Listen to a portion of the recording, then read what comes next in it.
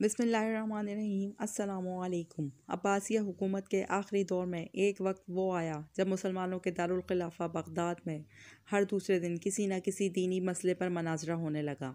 جلد ہی وہ وقت بھی آ گیا جب ایک ساتھ ایک ہی دن بغداد کے الگ الگ چوراہوں پر الگ الگ مناظرے ہو رہے تھے۔ پہلا مناظرہ اس بات پر تھا کہ ایک وقت میں سوئی کی نوک پر کتنے فرشتے بیٹھ سکتے ہیں۔ دوسرا مناظرہ اس اہم موضوع پر تھا کہ کعبہ حلال ہے یا حرام ہے۔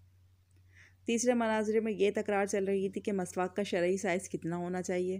ایک گروہ کا کہنا تھا کہ ایک بالش، جبکہ دوسرے گروہ کا یہ ماننا تھا کہ ایک بالش سے چھوٹی مسواک بھی جائز ہے۔ ابھی یہ مناظرے چل رہے تھے کہ ہلاکو خان کی قیادت میں تاتاری فوج بغداد کی گلیوں میں داخل ہو گئی اور سب کچھ تہس نہس کر گئی۔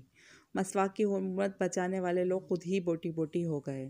سوئی کی نوک پر فرشتے گننے والوں کی کھوپڑیوں کے مینار بن گئے جنہیں گننا بھی ممکن نہ تھا۔ کوے کے گوشت پر بحث کرنے والوں کے مردہ جسم کوے نوچ نوچ کر کھا رہے تھے۔ آج ہلاکو خان کو بغداد تباہ کیے سینکڑوں برس ہو گئے، مگر قسم لے لیجئے جو مسلمانوں نے تاریخ سے رتی برابر بھی سبق سیکھ لیا ہو۔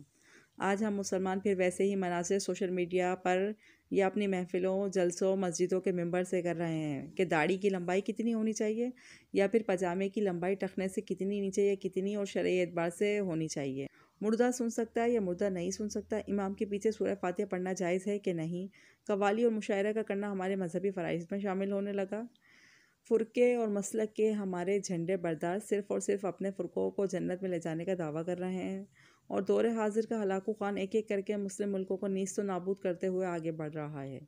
افغانستان، لیبیا، عراق کے بعد شامی بچوں کی کٹی پٹی لاشوں کی گنتی کرنے والا کوئی نہیں ہے۔ بے گناہوں کی کھوپڑیوں کے مینار پھر بنائے جا رہے ہیں۔ فلسطین اور کشمیر کی حالت زار ایسی ہے کہ زاروں قطار رو کر بھی دل ہلکا نہیں ہوتا۔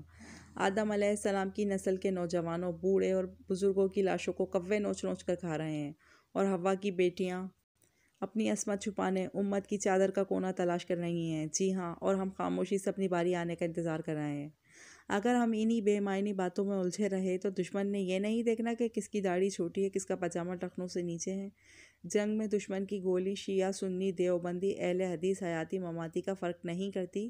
خدا را سوچیے، اب بھی وقت ہے ایک ہونے کا، اتفاق و اتحاد پیدا کرنے کے لیے اپنی رائے قربان کرنے کا۔